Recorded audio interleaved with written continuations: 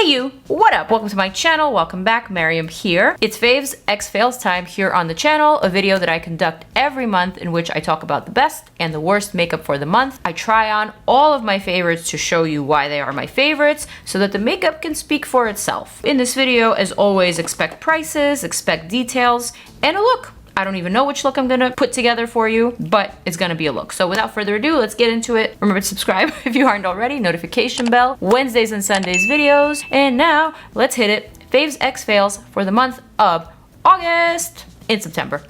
Alright, so in the primer category, I don't have a favorite primer, so I'm just gonna breeze on through the primer section. If you know, you know. You guys have been making fun of this pan that I've hit on the DANESSA MYRICKS Blurring Balm Powder, and that's okay, because I'm gonna use it till the last drop. Got a nice zit over here, so I've got my acne patch, and this side is like a little bit swollen and hurting, and of course I have a very important event tomorrow where I want to look my best, but I have a little friend. How nice. Thank you, skin gods. I know that doesn't only happen to me, but when it does happen to me, I feel like it's such a deliberate attack. Skin is primed. Let's talk about my fave and also my failed skin products, skin-based products in the foundation slash BB cream, CC cream, powder foundation category. All right, let's start with the fave, which is what I'm gonna actually apply. I have been loving this Jane Iredale powder foundation. This is a $46 product, and this is probably the truest powder foundation that I have ever tried. It in fact looks like a powder, but it is so very pigmented. It definitely applies more like a foundation. It covers up imperfections. It is an extremely flexible formula, meaning that you can apply it onto your bare skin, over primer, over cream. You can apply it under cream. Liquid blush wears extremely well over this. It applies super seamlessly. Same thing with concealer, same thing with other products. It is just a really, really, really great powder foundation. Probably one of the best that I've tried recently. So I'm gonna try it again today. I'm gonna use this Laura Lee Los Angeles L11 brush, load it up. I'm gonna start on my forehead. I find that you need a little bit of a sturdier brush for this. You can use swiping motions, or you can use patting motions like I'm doing now. You could shear it out, of course, if you apply it with a fluffier brush, say something like this. But I actually want to build up the coverage in certain strategic areas. The shade that I'm using now is a little bit lighter than what I would probably use for my summer skin tone to match my neck, but I am gonna add a bronzer, so that's not a problem at all. And one of my favorite things about this is how well it pairs with the DANESSA MYRICKS Blurring Balm Powder underneath. I mean, you can just see in this one swift application how easily it perfected my texture, how quickly it covered up any of my redness and acne spots. You can even take a precise little brush if you want, something like this, and just spot treat and really clean up the complexion. This is specifically what I like it for, but it's not drying, so it will also wear well on drier or even more mature skin types. So now look at the difference. Here's this side of the face, and here's this side of the face. This side of the face actually is less broken out, but it has that one big bump. So this isn't a new product per se, but it is new to me because earlier this month I met the Jane Iredale team. I went to the Berkshires with the brand. I met Jane, the woman herself, and I learned all about what they do. I learned about the history of the brand, their legacy. And honestly, I was very impressed. And not just by the story, but also by their products. They are one of the first clean makeup brands before clean makeup was a thing. They started 30 years ago, and it was definitely not a thing back then. So kudos to them for being innovative and for being different. Face is perfected. You can clearly see compared to my very tan arms. I've been going to the beach a lot this summer. Not as much as I would like to, but still, I tan very easily. But my face, I never tan. I wear the highest possible SPF, and you can tell that this shade match is just like a little bit disconnected from the rest of my body. That's okay because I'm gonna bronze it up and I'm gonna make it match. So now let's talk about a failed product that I no longer have around because I got rid of it. And when I say I got rid of it, I don't actually throw away products. I just set it aside for someone else in my friends and family circle that might find it useful. I am talking about the Bobbi Brown Vitamin Enriched BB Cream. It's a hybrid SPF 15, which is not really great for my oily acne prone skin. And sadly, it didn't really perform as well as I thought that it would, especially for the price of $46. I will pop up the product so you can see what I'm talking about. I did do a review on this. I really wanted to love it because generally I'm a big fan of Bobbi Brown skin-based products. I love their foundation that also has a hybrid SPF, and so I had high hopes for this one. Unfortunately, it wore just okay, and I rewatched my review prior to filming this video, and what I said in the wear test in my original review was that I've simply had better. I've had better skin tints, I've had better BB CC creams, and this one was just okay. It didn't wear as great on my oily skin as some of my other favorite skin tints, and for the price of $46, I couldn't really recommend it to people. So that's the bottom line. I did save it for one of my friends who could possibly use it because she has a different skin type than me, but for me, for my oily, acne-prone skin, it was just not it. Moving on to concealer. In the concealer category, I have two favorites this month, and I'm gonna use them both. One of them is the new Makeup by Mario Surreal Skin Concealer. This one is $29, and I am shocked that it does not have great reviews on Sephora. I don't understand what is wrong with these reviewers. To me, this is one of the best concealer launches of 2023 thus far. And honestly, we're almost done with the year. We're in September, and this is amazing. This is incredible. I am someone who has oily skin, and for me, this is similar to Tarte Shape Tape when it comes to pigmentation, but it is a little bit thicker. It's a little bit of a more solid consistency. So this is a concealer that does not need to be set with powder. I tested this out, and I can wear it with or without powder. My skin is extremely oily, so for me to say that, that's saying a lot. I have a stinking suspicion that this might be a little bit too solid, a little bit too self-setting for those of you with drier skin types, especially if you have a drier under eye. But for me and my oily skin, this was amazing. I loved it. It has 22 shades. I've swatched them all on my face. I'm actually not sure exactly what shade I am, so I've been kind of going back and forth between like 5 or 6 different shades. So today I'm gonna go for shade 240,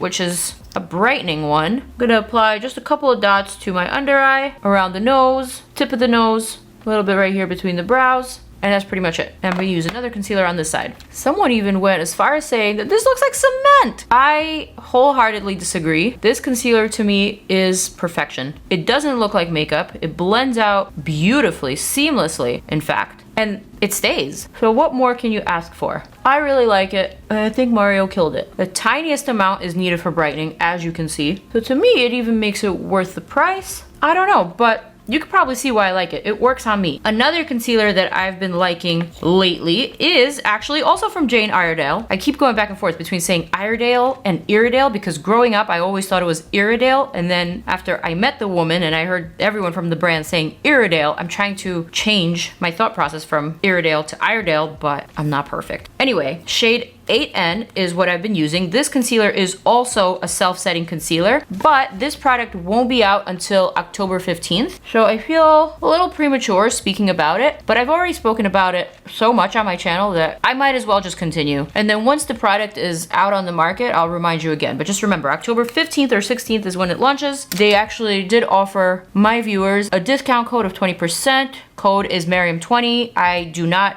get paid from you using the code. I am not affiliated with the brand in any way. I'm not paid by them, just letting you know. And so I'm spreading the love. I will say this concealer is very similar to Mario's. The only difference is that this one is probably a little bit thinner. So perhaps this one might be a fave for those of you who also have drier skin and a drier under eye. It's not as solid as the Mario concealer. I don't know if you can tell in the camera, but I can tell just by the application process, this one feels a little bit creamier and just a pinch more hydrating. But pigmentation is just about the same. So that actually made me wonder, are self-setting concealers now a thing? Is this what we're gonna be seeing more of? I wonder. Let us move on to blush. I have one fave and one fail in the blush category. Both are in the cream/liquid format. Let's start with the fave. This from Valentino, the liquid lip and blush in the shade Liquid Rosso has been my favorite this month. And I gotta say, this is probably my favorite Valentino beauty that I've tried so far. Up until this point, I thought that they were using the fame of Valentino as a clutch, but their products were actually not that innovative and not that cool and not that great. Sorry to say it that way, that's just how I see it. But this product made me see it a little bit differently. I thought this was innovative and I thought the color was just so incredibly beautiful, perfect for that strawberry makeup. I was a little hesitant to apply it on top of a powder product like I'm wearing now, but if you apply it with a brush like this, in fact, if you apply it to the brush first and then kind of diffuse it and blend it, the result is absolutely stunning. Do you see what I'm talking about? Like, yes, this is a liquid, but it applies almost like a gel. It melts into the powder and it just becomes one with it. So stunning. And of course you could also wear this on the lips, and maybe I will, for just a touch of the strawberry. Just so unique and pretty and so pillowy, but it is pricey at $40, but you do need very little bit of product in order for it to work, in order for it to go a long way, as you can see. I actually might have applied a little bit too much, so I'm gonna go back to my powder foundation from Jane. I'm just gonna tone it down in the perimeter, just the slightest bit. My siblings are on their way over, and once again, I want to be put together, but not too makeup-y. I still want to look kind of casual, you know? So I think this is it. Let's talk about a failed blush that I did not enjoy nearly as much. Sadly, I'm talking about the Milk Makeup Lip and Cheek Crayon. This one in the shade Flip was actually the best one that I tried. The other 4 shades that I was sent, I got rid of immediately. These were not the best for me. I felt like they were so dry. It took a lot of effort to see any sort of color payoff. And moreover, I just thought that it was all hype. I'm not sure why I'm seeing so many younger people gravitate towards Milk makeup. I don't know if it's that model off-duty look that they're selling so well that might be resonating with like the younger Gen Zs, but I don't know. To me, I'm just not buying their products. I'm not really getting their messaging. I feel like the products are just okay. We've seen better products at a much more affordable price point from brands like NYX, from brands like ColourPop. I've honestly seen better quality from SheGlam, if I'm honest. That's just my opinion, and everyone's entitled to it. Again, similarly as with Valentino Beauty, maybe it was all hype until I finally found a product that I liked. Maybe it's all hype until maybe one day they'll come out with a product that I can't live without. I don't know, but so far I'm just not that impressed. Okay, I've said my piece. Let us move on to powders. I am so excited. Even though I already talked about a powder foundation, I actually have more powders to talk about, and this month I have 2 favorite setting and also finishing powders. Number 1 being the Lunar Beauty setting powder. I love it in virtually every shade that it comes in the pink, in the light, in the medium. I also have the shade Translucent Deep here that I'm saving for a friend. Basically, this to me is one of the best, the most finely milled setting powders you can find. And the fact that it also doubles as a finishing powder, meaning that it sets your makeup, but it also perfects and it also finishes your skin texture. You know what I mean? I love that. I feel like it's a 2-for-1. The price is right at only $28. I was expecting great things from Manny with this powder, and he delivered. I say the price is right for $28 because my second favorite powder product is from Bobbi Brown, and this one is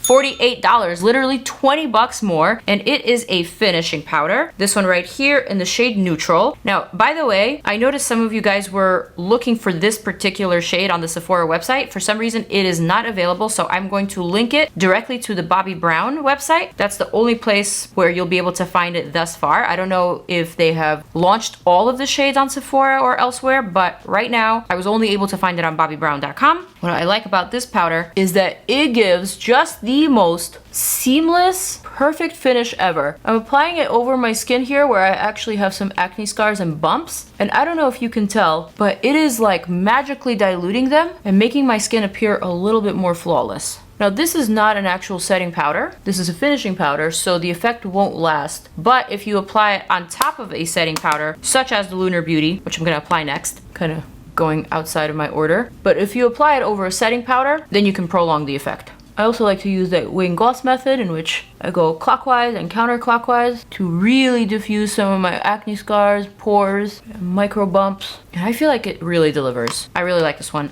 a lot, but I cannot say enough good things about this Lunar Beauty powder. So what I'm gonna do is grab shade Translucent Pink. I also must add that I love this velvet puff that it comes with. It is just so genius, and the fibers are so densely pressed that it makes this puff just the ideal puff for this type of application. I'm actually going to set my concealer, even though both of the concealers that I'm wearing are self-setting, but specifically I'm gonna show you how well this works for the under eye, for brightening, for setting, and for perfecting. I don't know what's going on this month. I really feel like this month is the month for concealers and for powders. I don't have a favorite foundation, but I have not one but 2 favorite concealers, and not one but 2 favorite powders, and a powder foundation to top that. So I'm just gonna let that chill. I never actually bake, but with this powder, I wanna bake, and I'm gonna bake. So now let's go back to bronzer. I'm gonna reach for Jane once more because I love this bronzer. It is such a great bronzer. $44 product. Now I didn't say her products were cheap, but they are very nice. Also using the chisel powder brush. Of course my camera cut off at the most inopportune time as I was bronzing my forehead, but I'm back.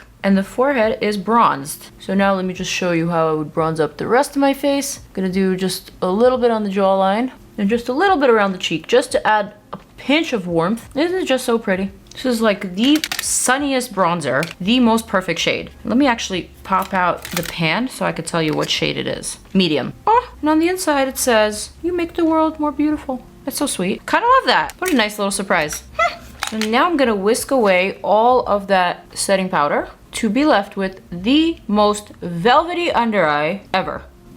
So good. Well, let's move on to some palettes. I have two favorite palettes this month. You could probably already guess what they are. Number one is the Natasha Denona I Need a Nude palette. This one just has my heart. This might be one of my favorite palettes for the year, if not my most favorite nude palette ever. I just love the shimmery, shiny, metallic, sparkly shades in this palette. There is nothing like this anywhere out there, and the variety of these shimmers is just so up my alley. I think it is so gorgeous and so glamorous. It is the perfect bridal palette because it feels really special. The shades are so ethereal. The sparkles are just so perfectly transparent but glossy at the same time. These eyeshadows look wet and they are just so luxurious and so rich looking. I don't really care for the mattes, but the sparkles are just so incredible in this palette that it is my favorite just because of the sparkle. So that's how I personally feel about it. I do have a whole review on this palette specifically. This is a $69 palette, 15 shades, and I am honestly truly obsessed. Number two favorite palette for the month is literally almost like the opposite of that palette, but also a neutral palette. I am talking about the DANESSA MYRICKS Beauty Groundwork Defining Neutrals palette for eyes, brows,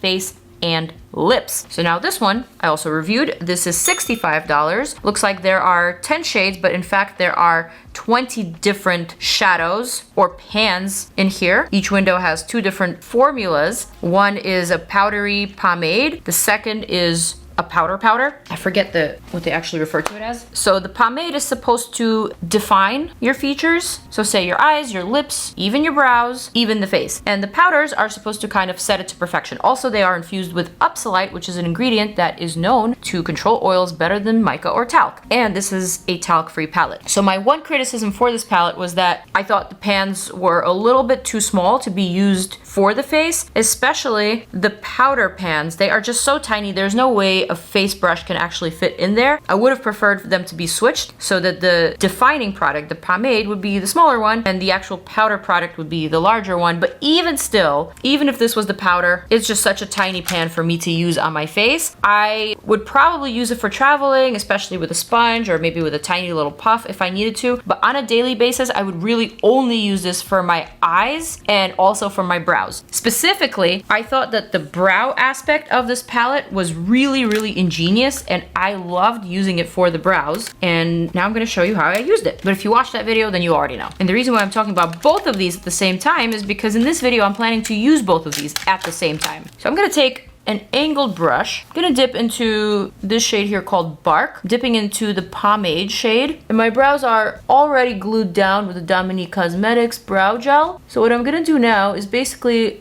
just perfect the line and add some brow strokes or hair strokes wherever I feel like I need them, specifically in the tail end. Really easy and intuitive. I'm gonna do the same thing on the other side.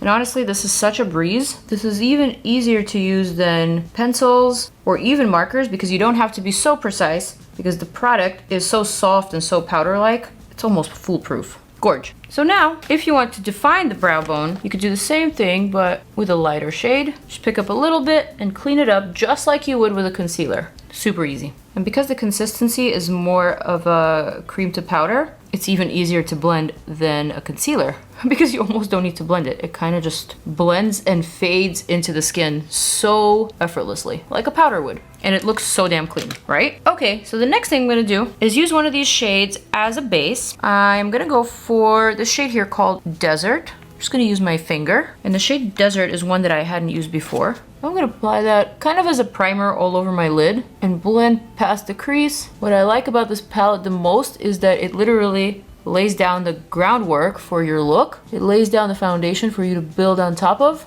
and it just makes your life easier. So now I'm gonna reach for my Natasha Denona palette and I'm gonna dress it up. I have the groundwork base. Now all I need is a little bit of oomph. So I'm gonna reach for the shade Ella, which is one of those unique metallic, sparkly, wet, cool shades. I'm gonna apply that all over the movable lid. So not all the way up to the crease, but just to the movable part of the lid. And there you have it. So simple, but so pretty. And now I'm gonna go back to the Groundwork palette. I'm gonna take a smaller detailing brush and a darker shade, perhaps Bark. I'm going to define the outer corner just a bit, lift it and darken it, just like that.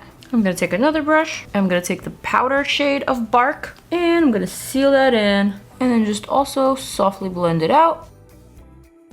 And then back to the Natasha Denona. I'm gonna take the shade Sheen, probably my favorite shade from this palette. I'm gonna add a little bit of that wet sparkle to my inner corner, just like that. And then a little bit of shade Delilah. This is like a taupey sparkle. I'm gonna add that right to the center. And honestly, I'm just obsessed. This is so pretty. Hello? My camera literally couldn't focus on me. It was just so pretty. I'm obsessed, and for a good reason. These two palettes together, perfect. Kind of want DANESSA and Natasha to do a collab, like a palette collab. Remember Kat Von D and Too Faced did this, and it wasn't so successful. I have a feeling that these two will be very successful together. Just saying. All right, let's quickly talk about some palettes that I did not love. I will pop them up. Sadly, I did not love the Glowish Quads. These for $21 each. Granted, they weren't very expensive, but what I have here in my notes are the following words. Terrible, ...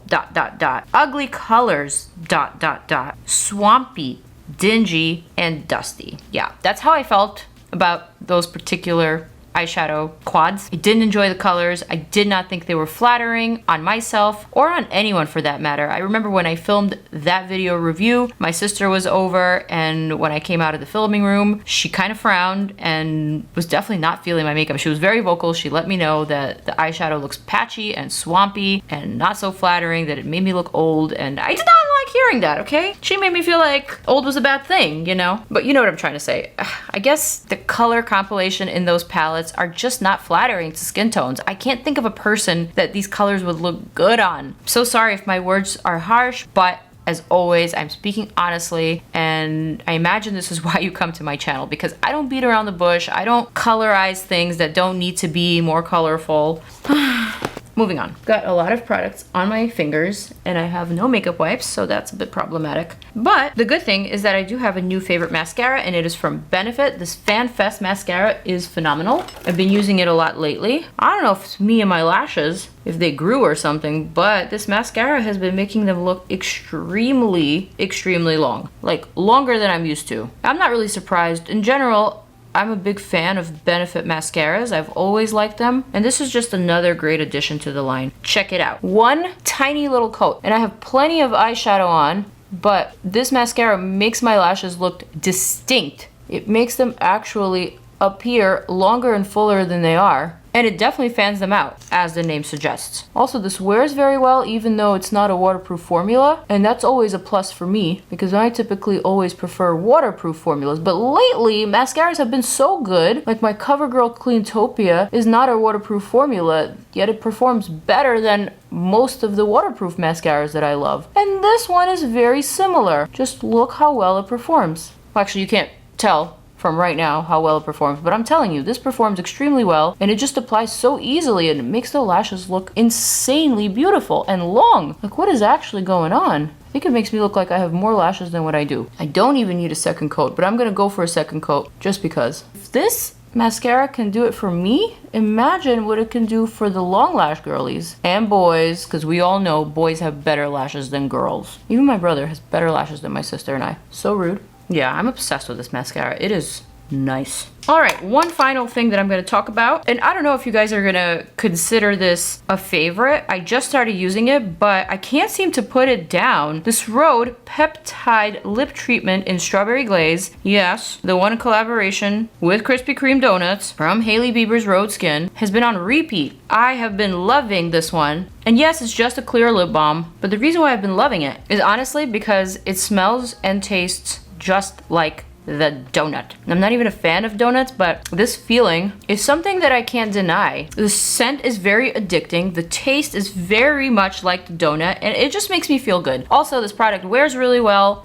and every time I wear it, I seem to be getting compliments. So is it a fave? I don't know. Perhaps it's just as good as all the other lip balms and lip peptide treatments out there. But the fact that I've been reaching for it so much since its launch says a lot to me, and it should probably say something to you. I'm gonna do one last final thing, and that is touch up my lip line over here. I seem to have gotten just a pinch outside of the line in the corner, so I'm gonna quickly fix that. Oh, I know what happened. I have a zit there too. How lovely. So here is my final look using all of my faves, but not my fails. What do we think? I think I should probably show you a close-up for good measure. Look at that fresh face. What pores? What imperfections? Look at that sparkle. Look at those lashes. Look at that blush. And with that said, that wraps up my faves X fails for the month of August, filmed in September. I hope you enjoyed this one. Let me know what products you agree or disagree with. What are some of your faves? What are some products that did not work for you this month? Let me know what you want to see next. In the meantime, I'm gonna say farewell and invite you to check out more of my videos over here. I'm gonna say farewell, peace out, and I'm out. Deuces!